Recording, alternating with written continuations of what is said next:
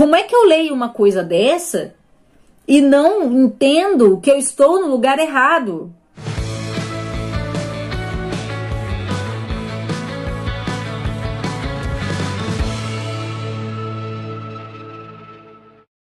Bem-vindos ao Intervalo Literário, meu nome é Bruna e hoje eu vou regravar um vídeo que eu já gravei, não deu muito certo, mas agora vai, que é Santo Irineu de Leão contra as heresias, um volume aí da Patrística, que data de 180 depois de Cristo, mais ou menos. Se eu estiver errada, eu me corrijo aqui embaixo nos comentários.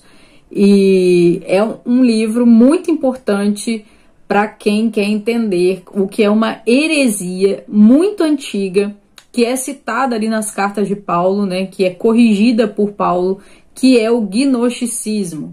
E esse foi um livro que eu li para tentar entender um pouco sobre a acusação de que a reforma tenha sido gnóstica e para eu entender por que, né, o que seria esse gnosticismo, eu fui buscar o livro mais antigo da igreja antiga, da igreja primitiva, que estivesse combatendo. Na verdade, toda a patrística tem um tom muito de combate às heresias, né? Todo livro vai trazer aí um despertamento para a ortodoxia. Então você vai vendo que existe um ensinamento que é muito parecido e tem uma força, assim, um esforço, na verdade, para se manter aquele ensinamento. E esse livro foi extremamente importante para eu entender. Embora, na primeira leitura, eu não tenha entendido tudo sobre o gnosticismo, não porque Santo Irineu, que era um bispo, né, de Leão, bispo da igreja em Leão, não seja um bom escritor, mas porque quando você escuta um resumo, o todo faz mais sentido. E eu só fui entender bem o que seria o gnosticismo com uma explicação do Padre Paulo em um dos seus cursos.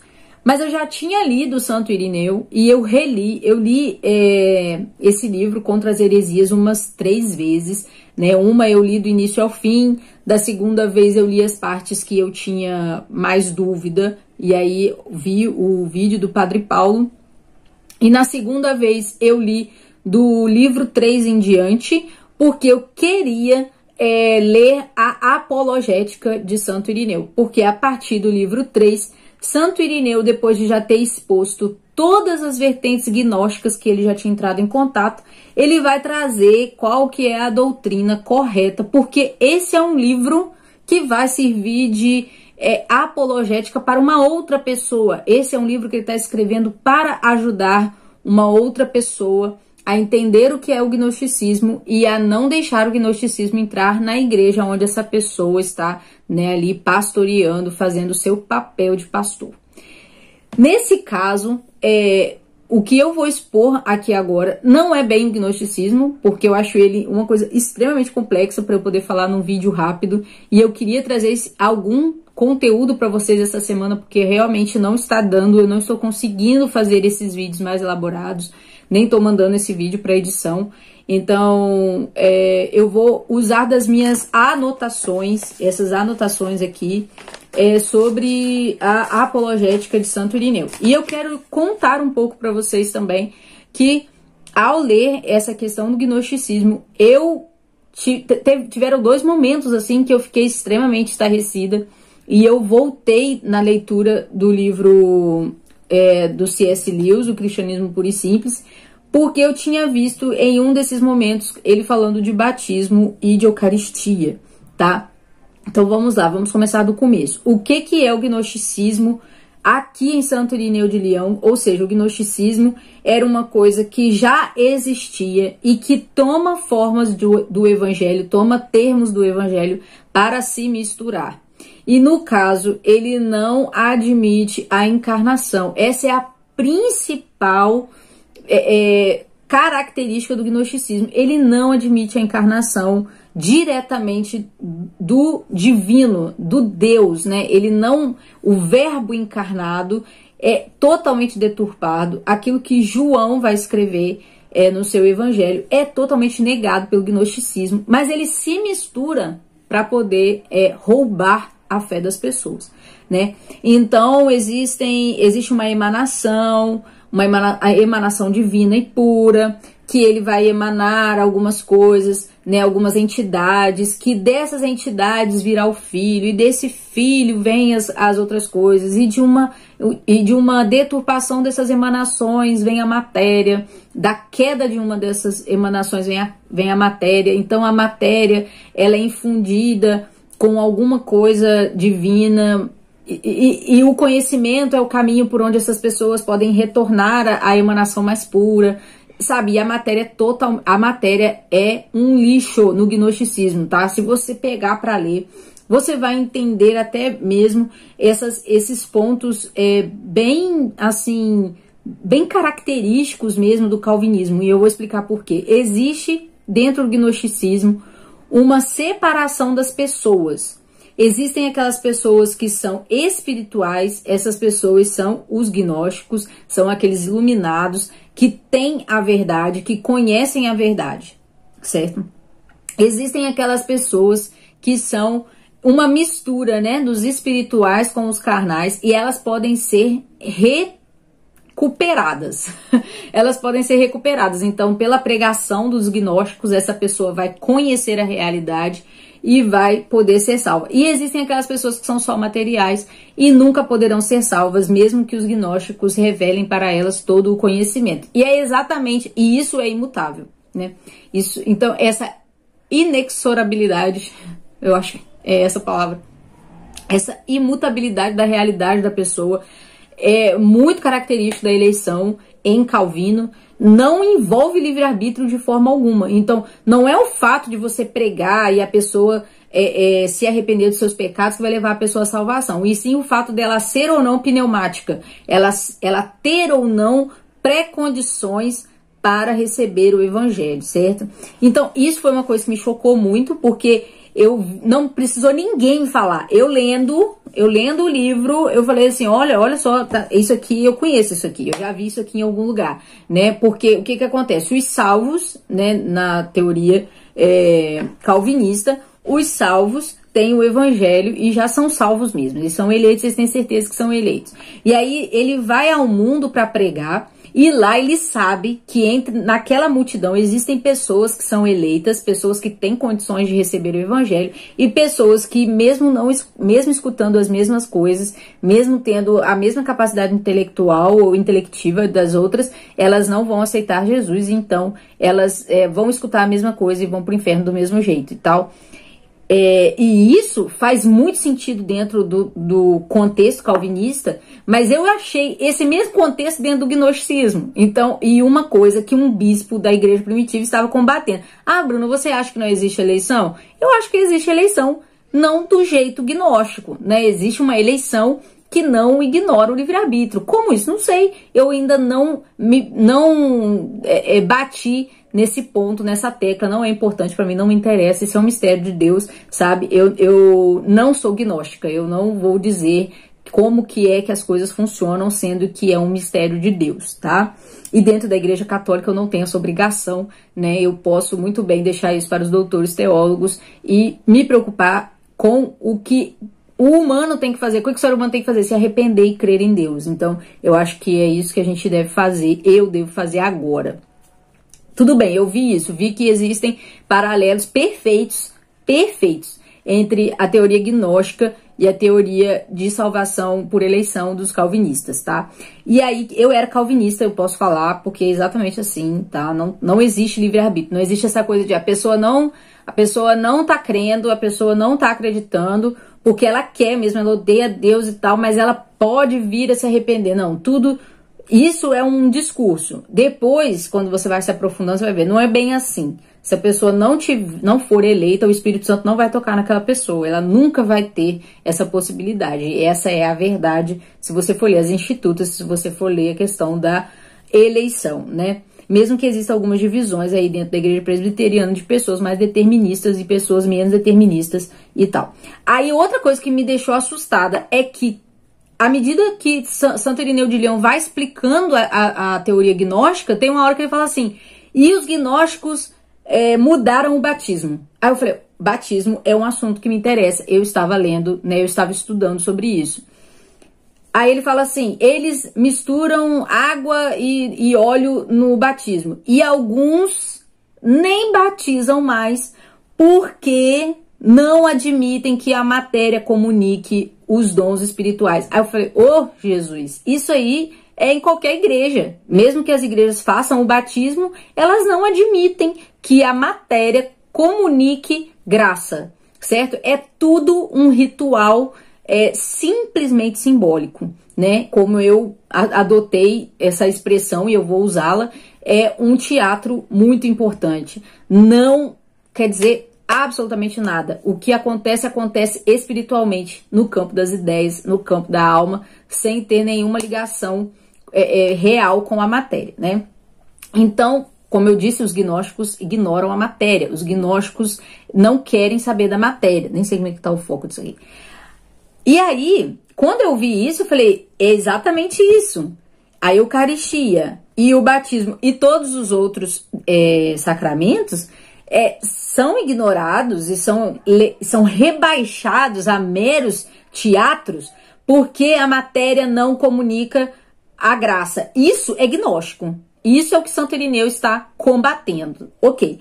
Aí, a partir do livro 3, Santo Irineu vai começar a escrever de forma apologética, né? Ele vai pegar tudo que ele explicou sobre o gnosticismo, uma leitura árida, uma leitura difícil, mas que quando você vence essa leitura, você vai entrar no mar de ortodoxia. Você vai entrar, assim, de cabeça num cristianismo desenvolvido, num cristianismo sólido, que não tem nada a ver com esse negócio de igreja nas casas. Não, gente, vocês não têm noção do que é ler Santo Irineu de Leão. Vocês não têm, assim, ideia do que é ler Santo Irineu de Leão.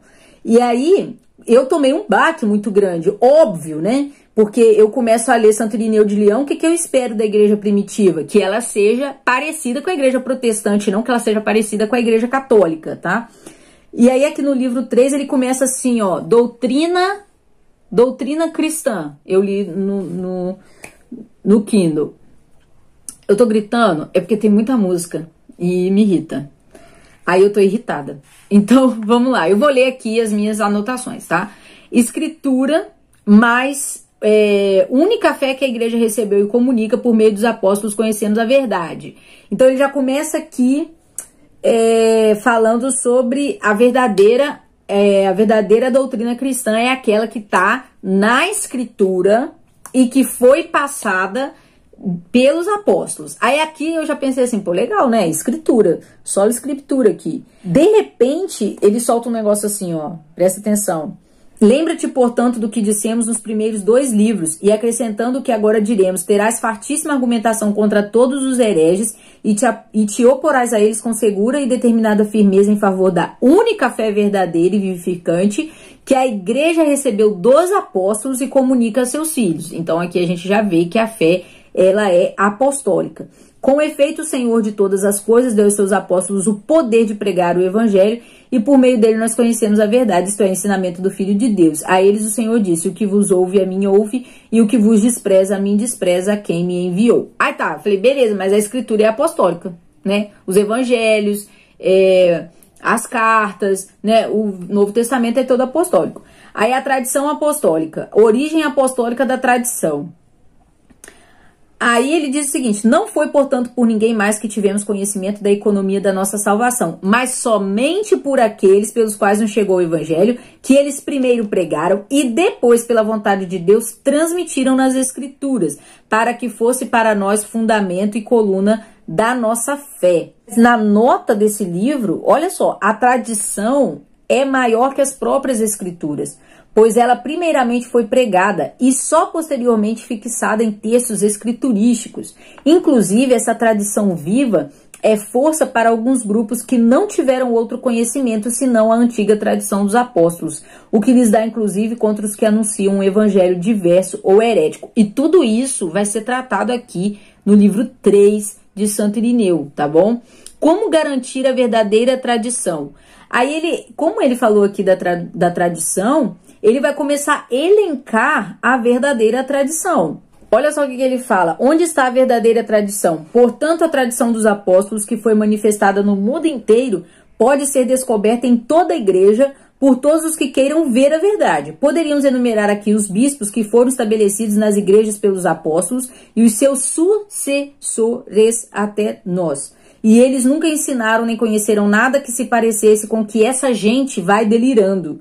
Ora, se os apóstolos tivessem conhecido os mistérios escondidos, tivessem ensinado exclusivo e secretamente aos perfeitos, sem dúvidas teriam confiado antes de mais ninguém àqueles aos quais confiavam as próprias igrejas. Fundamento aqui da sucessão apostólica. O que o apóstolo passa para o seu sucessor é o que é verdadeiro, certo? Então, já vem aqui quebrando essa desorganização completa da igreja, tá? Não existe sucessão apostólica na igreja protestante. E não existe poder de ordem, de ordenação, essa coisa de colocar a mão no outro. Isso aí não existe, entendeu? Isso é uma mágica, é uma bruxaria, um negócio que não tem fundamento bíblico. Mas a igreja primitiva vai confiar na sucessão apostólica para ter acesso ao verdadeiro ensinamento de Cristo. Aí ele vai começar a elencar aqui os apóstolos de Roma, olha só. Mas visto que seria coisa bastante longa elencar numa obra como essa as sucessões de todas as igrejas, limitar-nos-emos à maior e mais antiga e conhecida por todos, a igreja fundada e constituída em Roma pelos dois gloriosíssimos apóstolos, Pedro e Paulo, indicando a sua tradição recebida dos apóstolos e a fé anunciada aos homens que chegou até nós pela sucessão dos bispos. Gente, não é que é 180 depois de Cristo. Cristo morreu em 33. São João morreu em 110, mais ou menos. 70 anos depois da morte de São João, o último apóstolo a morrer, a gente tem uma igreja que tem bispo, uma igreja organizada, que tem ortodoxia, que já tem algumas coisas da escritura, entendeu? Aí você vê que cai aquela imagem da igreja primitiva, totalmente de células, né? Não existe isso. Os gloriosíssimos apóstolos Pedro e Paulo, que fundaram a igreja de Roma e lá morreram, lá é que está a verdadeira ortodoxia, a verdadeira tradição. Refutaremos todos os que de alguma forma, quer por enfatuação ou vanglória, quer por cegueira ou por doutrina errada, se reúnem prescindindo de qualquer legitimidade. Então aqui você vê que só é igreja aquele que se reúne debaixo do bispo. Aquilo que o bispo não reúne não é igreja. Gente, a rebelião é uma coisa terrível. Quando eu entendi isso, lendo isso aqui, é óbvio que eu li isso aqui com asco, né? Eu li isso aqui assim, como? Isso aqui parece que foi escrito hoje, né? Sucessão dos apóstolos, Pedro e Paulo em Roma, essas coisas. Com efeito, deve necessariamente estar de acordo com ela, por causa da sua origem mais excelente, toda a igreja, isto é, os fiéis de todos os lugares, porque nela sempre foi conservada de maneira especial a tradição que deriva dos apóstolos. Gente, é muito louco ler isso, é muito louco.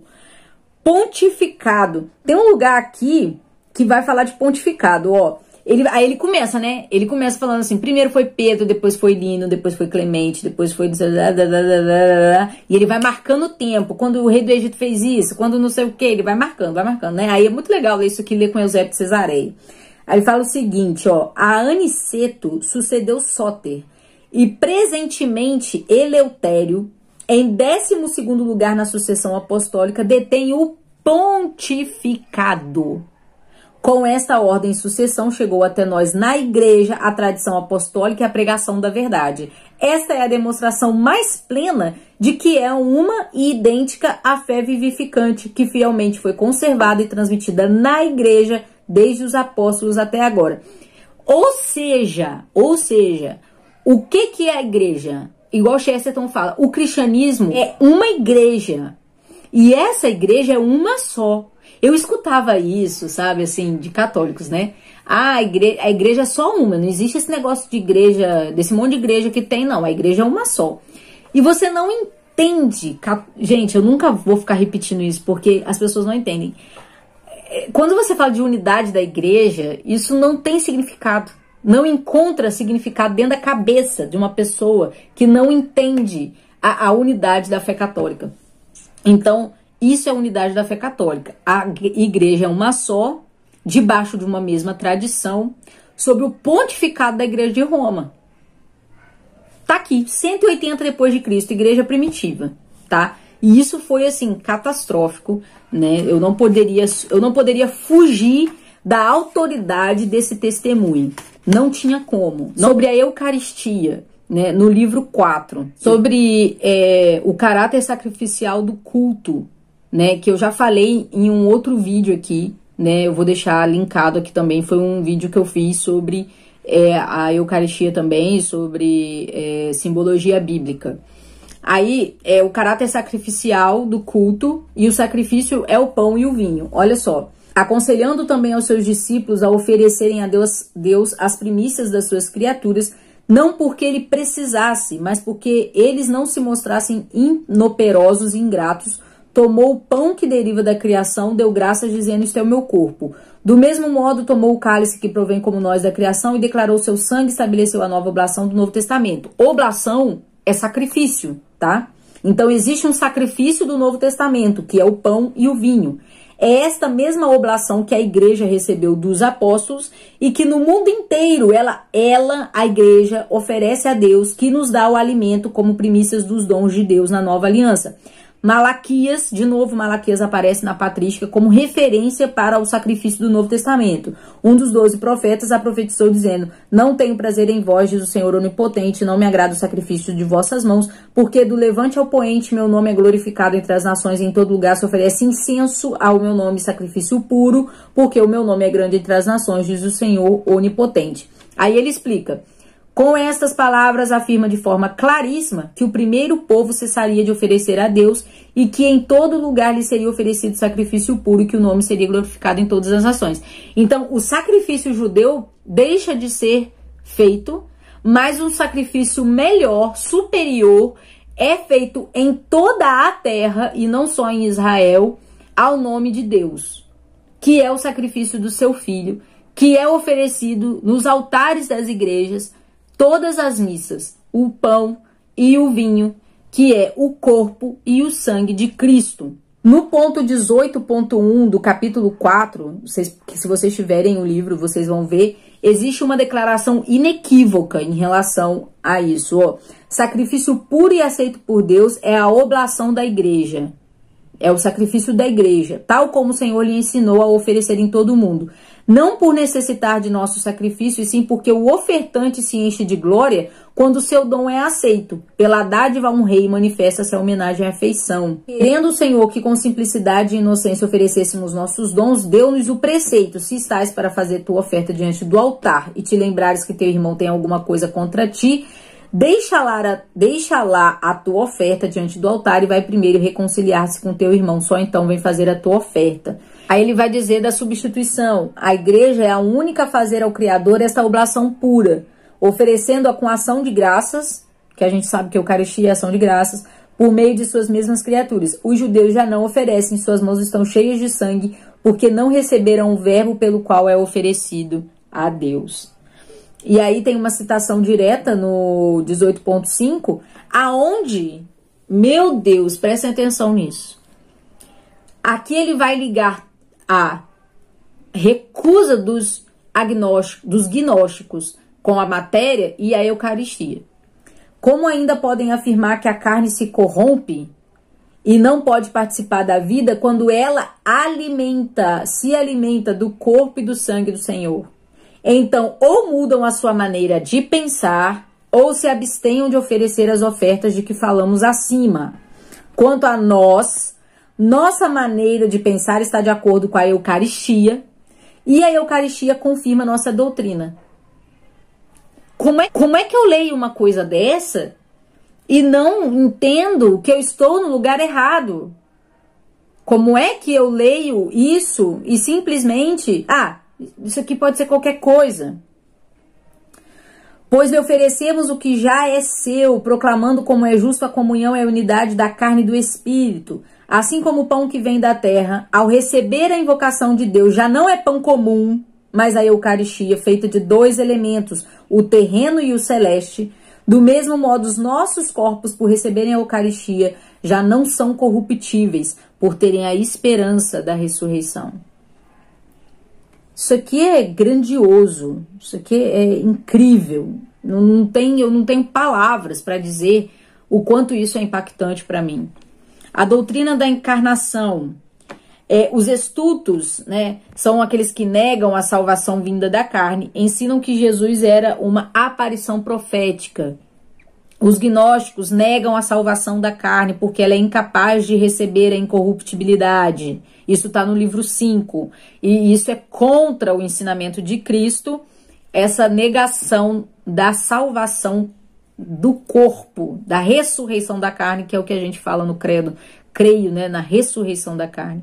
Se a fé gnóstica está correta, nem o corpo de Cristo se faz presente na Eucaristia, nem o corpo, nem o sangue. Somos fortificados pelo corpo e sangue e não pelo Jesus espiritual distante, né? Então, essa ideia da presença espiritual de Cristo no momento da ceia é um pensamento gnóstico. E isso é claro como a luz do sol, tá? Então, não é por qualquer coisa que eu nego totalmente essa ideia da presença espiritual de Jesus na Santa Ceia e fico com a Eucaristia. É porque o testemunho da igreja primitiva, não só de Santo Irineu, mas primeiro em Santo Irineu, porque foi o primeiro que eu li, e depois eu fui ler outras coisas, eu fui pesquisar, existe um apanhado de patrística não sei se é no Veritatis Splendor ou no AC Católica, eu vou deixar linkado aqui embaixo, vários textos da patrística aonde os pais da igreja falam sobre a Eucaristia. É a presença real de Jesus na Eucaristia, é o básico, gente, é o centro da vida, do culto cristão, é a Eucaristia. Então, esse foi o impacto de Santo Irineu de Lyon na minha vida, sabe? Foi ver como que a Eucaristia era a base, ela não era nem defendida. Para vocês terem uma ideia, em 180, na igreja primitiva, a Eucaristia, a presença real de Jesus no pão e no vinho, era usado como base para defender Cristo, para defender a igreja. Depois da reforma, porque Lutero não nega a presença de Cristo nos elementos, mas após aquela baderna que foi depois de Lutero, onde todos se acham no direito de ler, interpretar e corrigir a sagrada tradição, né? E negar totalmente a necessidade do clero, que isso é um outro aspecto da reforma que a gente vai ver quando eu falar sobre Hilaire Belloc aqui. É por causa disso que todas as igrejas protestantes hoje negam a presença real de Jesus Cristo, porque negar os sacramentos elimina totalmente a necessidade do clero. Totalmente. Então, eu não tinha como ler isso. Eu não tinha como entrar em contato com isso. Com o gnosticismo da falta dos sacramentos. Com os aspectos gnósticos da fé calvinista. E não sair. Eu não tinha como não agir de acordo com a minha consciência. A não ser que eu quisesse ficar louca, né? E tudo mais.